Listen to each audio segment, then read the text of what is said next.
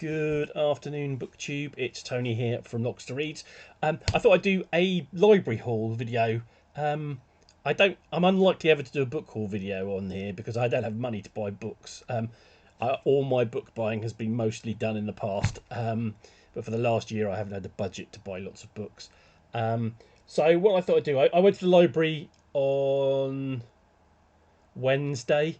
In between going to the unemployment office, and dropped off a few books that I'd read and picked up a few books. So I thought I'd go through them. I'll start with the two that I already had that I haven't yet got around to reading. One I've mentioned a couple of times on this channel, which is Bury the Chains, The British Struggle to Abolish Slavery by Adam Hochschild.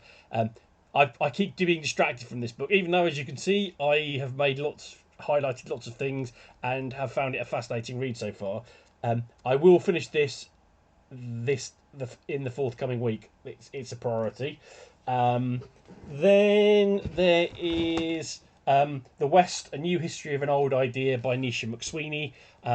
This I've seen mixed responses to this book, which seems to be sort of arguing that the general story of the way the West went from ancient Greece to Rome to medieval Europe to the Renaissance to Northwest Europe to the North Americas to the South Americas is the sort of as I think I saw somebody interviewing her who said sort of the from Plato to NATO story is not as clear cut and as correct as it was once seen to be. Nisha McSweeney is an archaeologist, I believe, and I picked this up partly because it's had mixed reviews. I'm just interested to see what the theory is.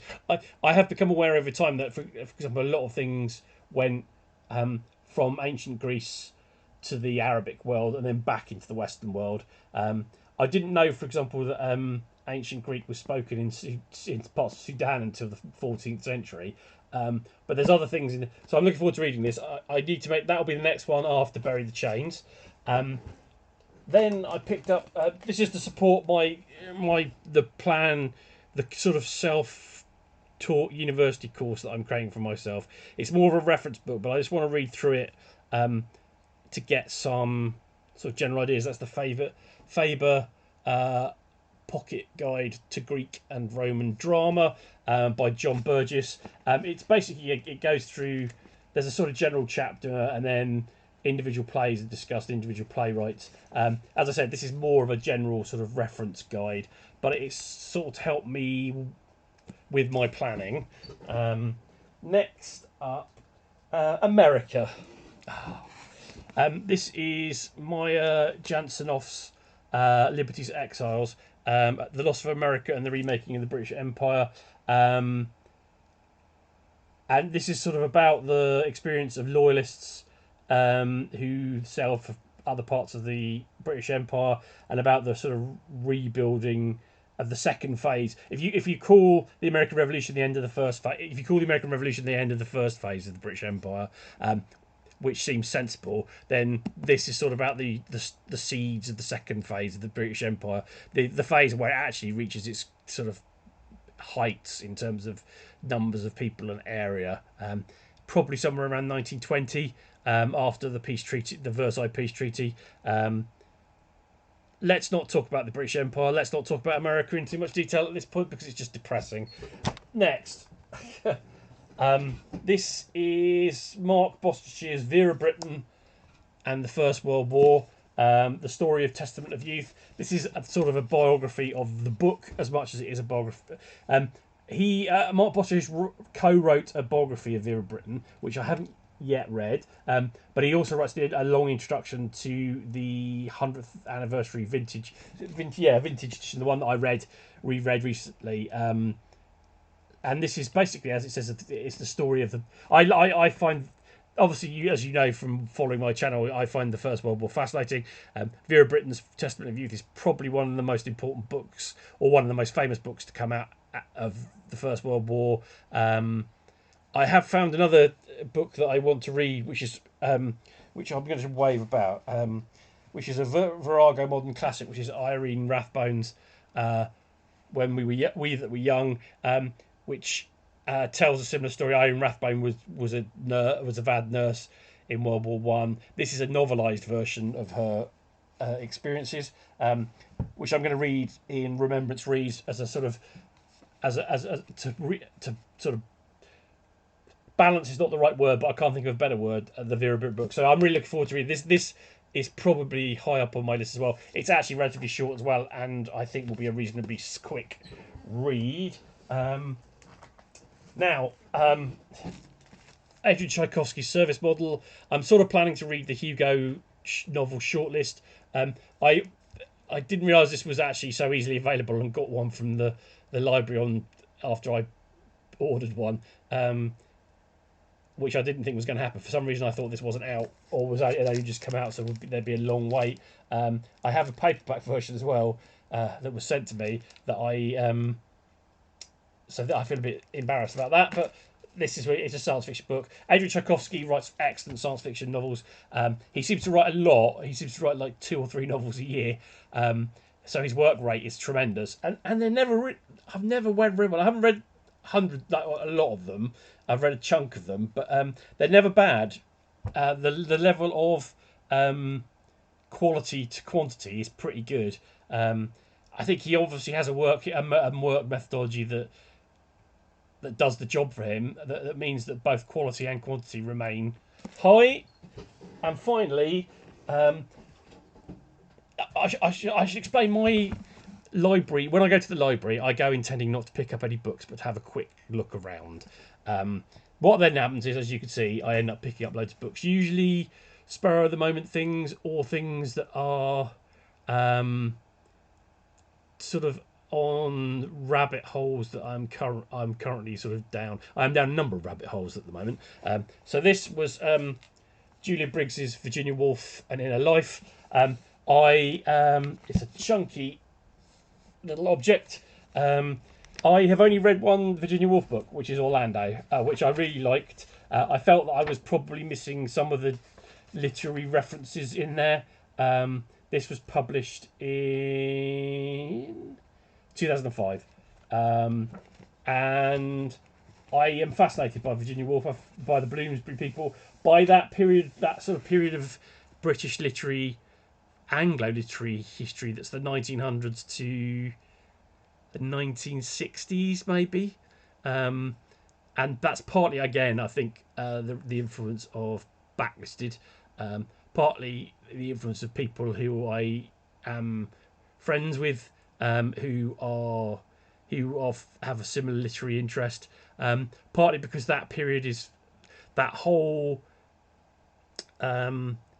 post-Victorian to World War One, the responses to World War One in terms of modernism, the run up to World War Two, and the responses to World War Two leading up to the significant changes in society that come with the 1960s.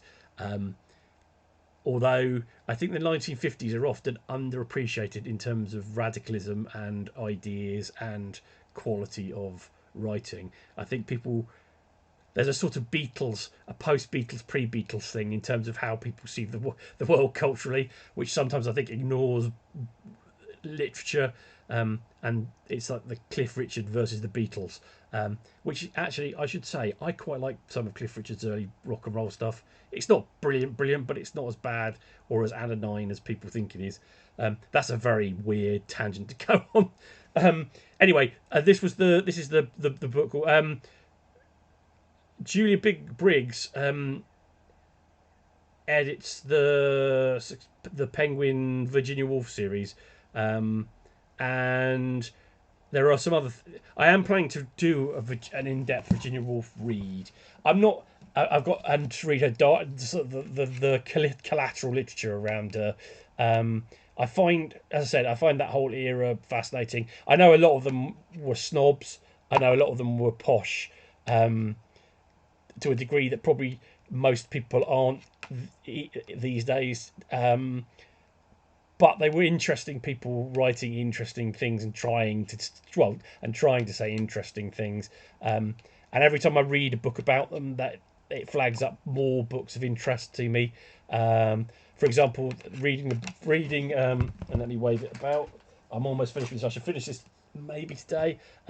Reading this and reading A Very Private Eye, the books that she was reading have led me down rabbit holes, particularly the ones people there's Aldous Huxley, Ivy Compton Burnett or Burnett, and others like that, where I've sort of made a list of people that Barbara Pym was reading. So that's another rabbit hole. I am basically not so much down a rabbit hole, but in a warren of rabbit holes. So yes, that is my booktube, my library haul for today. I don't have to say these are all due back on the 1st of May. Whether I can read them all by the 1st of May without having to renew any of them, I've already renewed the Bury the Chains and the West twice. I have an annoying habit of doing that, and I feel guilty after about the third time. But then I think, well, nobody else wants them, because if somebody wanted them, I wouldn't be able to renew them. So yes, so that's where we are. I hope that's of interest. I will do a reading update next week. I will also do, I think, a couple of book tags next week.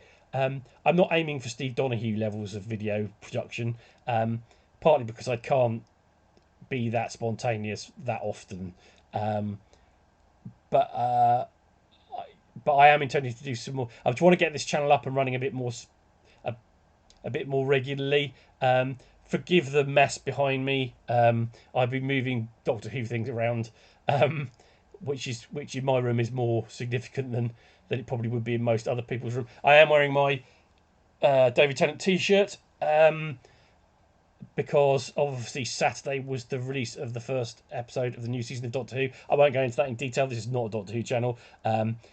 So yeah, and what that means, by the way, moving on to the stuff, is all these books on these shelves here, and there's some behind the telly, are now not double stacked. Because what were previously behind all of these were Doctor Who books, were Doctor Who DVDs, and now they've all been pulled out. So I've been able to push those books back. So it's made that look a little less. It's harder to read what the books are or work out what the books are now. Although I reckon anybody with a experienced brain can work out Ian Banks from even from that small thing, and the New York Review of Books selection there. Not necessarily specific titles, but you kind of know roughly who the writers are. But I'm waffling, so let's keep this short. Let's keep this under 15 minutes for once. Anyway, have a good week next week if you can, and I will update you all soon. Have a nice day. Bye bye.